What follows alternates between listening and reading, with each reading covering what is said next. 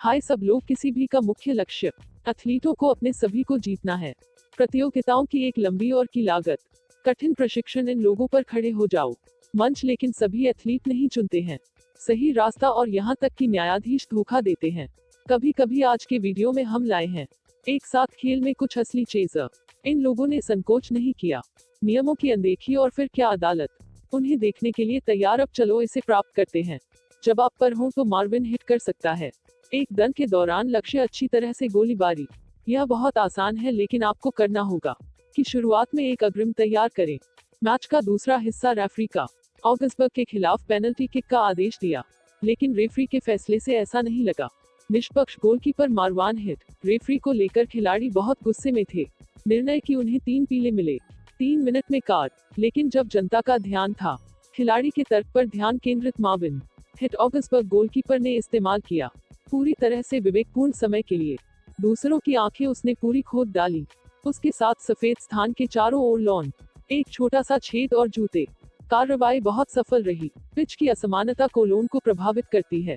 Striker हैंसिनेमा भाग्य जो फिसल गया और शॉट के बाद गिर गया। शॉट बहुत था कमजोर और हिट गेंद को रोकने में कामयाब रहे। लगता है यह क्षण भी बन गया है। खेल बाधाओं में महत्वपूर्ण मोड़ बर्थ। अंत में मैच हिट होने के बाद 1-0 जीता। कबूल किया कि उसने जो किया वह सही नहीं था और आश्वासन दिया कि ऐसा नहीं होगा फिर से। लियोनेल मेसी सबसे अधिक में से एक इतिहास में प्रसिद्ध फुटबॉल का लक्ष्य है। भगवान के हाथ के रूप में जाना जाता है और रन बनाए थे 51वें मिनट में डिएगो माराडोना द्वारा। 1986 विश्व cup quarter final match, England के खिलाफ गेंद जो बाउंस हुई अंग्रेजी रक्षक के पैर से, जहां जुर्माना क्षेत्र में उड़ान भरी। माराडोना ने इसे अपनी बाईं मुट्ठी से मारा लक्ष्य में गेंद भेजने। रेफरी को लगा कि गोल हो गया है। सिर के साथ और के बावजूद अंग्रेजी खिलाड़ियों का आक्रोश मान्य किया गया था और 2007 में मेसी ने एक माराडोना के प्रसिद्ध लक्ष्य के समान एक सुंदर छलांग में उसके हाथ के साथ। बहुत उचित नहीं है, लेकिन यह अविश्वसनीय है। बहुत शानदार। Dwight Howard Houston rocket Hawks. Striker Paul Millsap ने न्यायाधीशों को बुलाया इस तथ्य पर ध्यान देना कि गेंद थी के बाद कुछ चिपचिपा के साथ दाग। खेल एथलीटों ने कहा कि यह था अपने करियर का सबसे अजीब एहसास। कभी ऐसा महसूस नहीं हुआ कि गेंद ऐसी है। यह चिपचिपा था जैसे कि सुपरग्लू या कुछ इस पर था। मैं इसे प्राप्त नहीं कर सका मेरे हाथ से। रेफरी मॉन्टी मैककचिंग गए। ऐसी टीमों को याद दिलाने के लिए बेंच पदार्थों को एनबीए में प्रतिबंधित कर दिया गया था। जल्दी से पता चला कि यह द्वाइट था हावर्ड जो चिपचिपा पदार्थ का इस्तेमाल करते थे। एथलीट मैदान में प्रवेश करने से पहले कबूल किया कि उसके पास विशेष की कैन थी चिपचिपा सामग्री। उन्होंने यह भी कहा कि वह होगा कई वर्षों तक पदार्थ का उपयोग करना, और आश्चर्य हुआ कि यह केवल था उस समय के बाद की खोज की। रेफरी ने गेंद को बदल दिया और खेल ह्यूस्टन के 97-109 के साथ समाप्त हुआ। लॉस जो निकरो विदेशी वस्तुओं को लाने वाला। बेसबॉल मैदान एक अच्छा विचार नहीं है, खासकर अगर यह सैंडपेपर को खुरचने के लिए हो। गेंद अंपायर को कुछ संदिग्ध लगी। गेंद के साथ गलत था जब उसने उठाया। उसके हाथ के साथ सतह थी थोड़ा क्षतिग्रस्त, लेकिन सबसे आश्चर्यजनक इस स्थिति के बारे में बात निग्रो है। एमरी बोर्ड पाए जाने के बाद प्रतिक्रिया। अपनी जेब में उसने अपनी पीठ मोड़ने की कोशिश की। सुंदर और शानदार तरीके से जेब दिखाओ कि वे खाली थे, और मैं उसी समय के टुकड़े से छुटकारा पाने के लिए इतना होने के लिए सैंडपेपर। यह पता चला कुख्यात और हास्यास्पद, और यहाँ तक कि कमेंट करने वालों की हंसी और निकरो थे। बेंच को भेज दिया। तालियां। विल स्मिथ नहीं, हम बात नहीं कर रहे हैं अभिनेता, लेकिन प्रसिद्ध बेसबॉल के बारे में। खिलाड़ी कोई बात नहीं, आप क्या कहते हैं? बेसबॉल सब कुछ खत्म एक बहुत लोकप्रिय खेल है। दुनिया इसके नियम सरल हैं, उन्हें सीखना भी कोई बड़ी बात नहीं है। बच्चे हैं, लेकिन इस मामले में कुछ लगता है विल स्मिथ थोड़ा गलत थे। स्वचालित रूप से उपयोग करने के लिए अयोग्य। मैच के अनुसार पाइंटार टिप्पणीकार बेसबॉल में प्रतिबंधित है क्योंकि यह काफी सुधार करता है। खिलाड़ियों ने अंपायर की गेंद पर नियंत्रण किया समय के रूप में स्मिथ के हाथ में देखा। साथ ही दस्ताने एक साथ कवर किया गया था। अजीब और बहुत ही संदिग्ध पदार्थ को छूने के बाद वह समझ में आया कि यह क्या था, और उसी पर समय ने एक फैसले को एथलीट छोड़ दिया। अदालत बहुत गुस्से में है और खेल उनकी भागीदारी के बिना जारी रखा। तालियां। टॉम बकसुआ। लेकिन यह सिर्फ नहीं है खिलाड़ी जो कभी कभी पिच को धोखा देते हैं, कोच उदाहरण के लिए भी करते हैं। Pittsburgh Steelers head coach Mike बाहर जाने के लिए टॉमलिन पर $1 लाख का जुर्माना लगाया गया था। मैदान पर अच्छी तरह से बाहर आ रहा है। फील्ड बहुत हानिरहित लगता है, लेकिन माइक है जानबूझकर या जानबूझकर की गई हरकतें विरोधी टीम के एक खिलाड़ी को मजबूर किया। आंदोलन के प्रक्षेपवक्र बदले। अमेरिकी में कुछ बहुत महत्वपूर्ण है। वहाँ फुटबॉल सचमुच में मिल रहा है।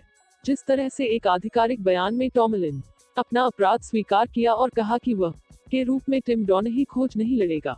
हमने पहले ही कहा है कि कुछ रेफरी नहीं करते हैं, हालांकि वे कर रहे हैं, या तो धोखा देने के लिए मना कर दिया।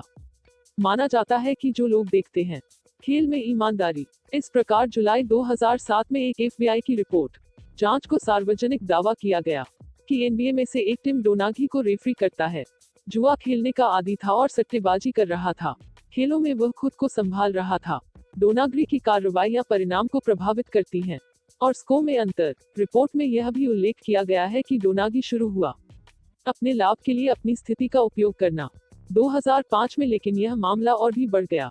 खुद डोनाही के दावे के बाद अनुनाद व के हित में काम किया है कि मैच परिणामों को प्रभावित करने के लिए NBA उन्होंने वही किया जो प्रशासन ने बताया उसे करने के लिए। जुलाई 2008 में डोनाही था में जेल में 15 महीने की सजा सुनाई। पाठ्यक्रम की जांच के बाद घोटाले यह निकला कि प्रत्येक NBA के 56 न्यायाधीशों ने अनुबंधों का उल्लंघन किया। जुए में भागीदारी पर प्रतिबंध से कम। एक बार केनी पेरी गोल्फ में भी आप धोखा दे सकता है, लेकिन किस तरह का जाल कर सकता है। आप छड़ी के साथ खेल में एक गेंद के लिए प्रतिबद्ध हैं और एक छेद अच्छी तरह से, यह बहुत आसान है, लेकिन पेशेवर गोल्फर केनी पेरी मिला दूर अपने लिए देखें। संभावना औसत व्यक्ति है, गोल्फ के नियमों से अपरिचित नहीं होगा, के बारे में असामान्य कुछ भी नोटिस। सभी खिलाड़ी के बाद स्थिति नहीं है को हटाओ, उसकी फुट्स या कुछ भी साथ है, जैसे कि यह कि सभी, यह सिर्फ सपाट पर यह स्पर्श नहीं करता है। चारों ओर उच्च घास, लेकिन यही है नियम के अनुसार खिलाड़ी गलत है। क्षेत्र के साथ कुछ भी नहीं करना चाहिए जहां कहीं भी इसकी गंदगी घास या कोई झाड़ी है। गेंद यह खींच लिया जा करने के लिए है वाला है, चला जाता है। पाठ्यक्रम के एक झटके के साथ वहां से बाहर लंबी घास निश्चित रूप से पेरी को परेशान करती है। यह गेंद को मारने के लिए आया था, इसलिए हम थोड़ा अच्छी तरह से जमीन को ठीक करने का निर्णय लिया, या तो वह सिर्फ जनता को देखना चाहता था।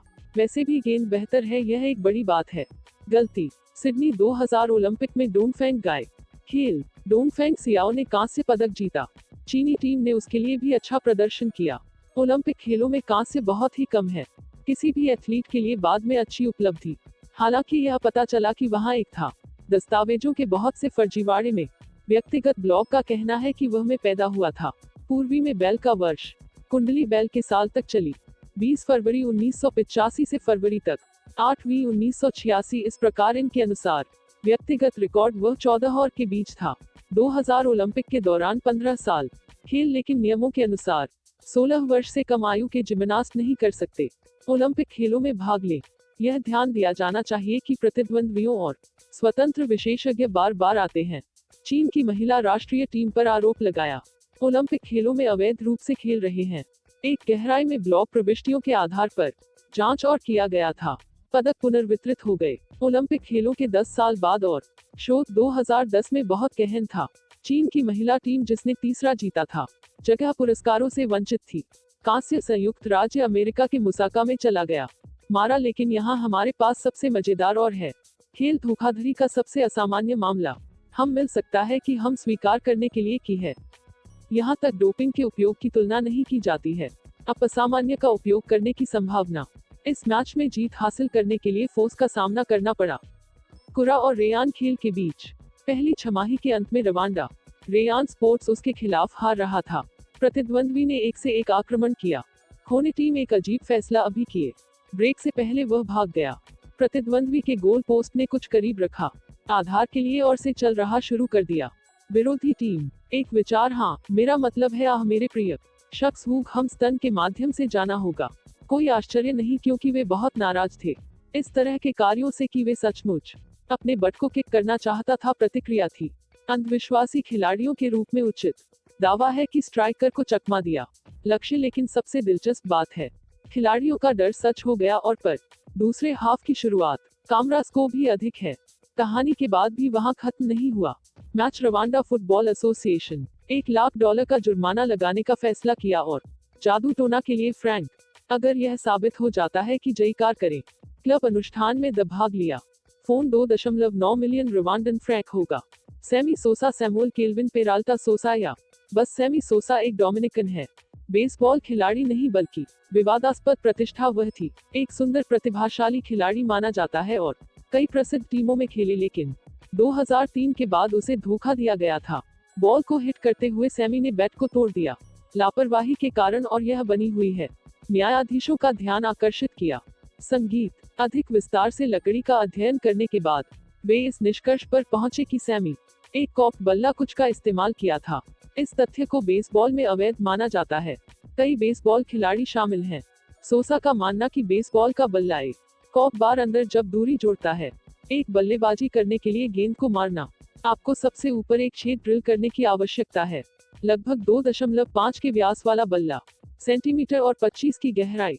फिर कॉर्क रॉड को सेंटीमीटर रखा जाता है, लकड़ी की पट्टी के साथ ऊपर से बंद, चिपके और सैंडपेपर ध्वनि के साथ समतल। अजीब या क्योंकि यह है, भले ही भौतिकविदों की बेरुखी के बारे में बात करते हैं, इस तरह के बल्लेबाजों का विचार अभी भी कुछ खिलाड़ियों को है।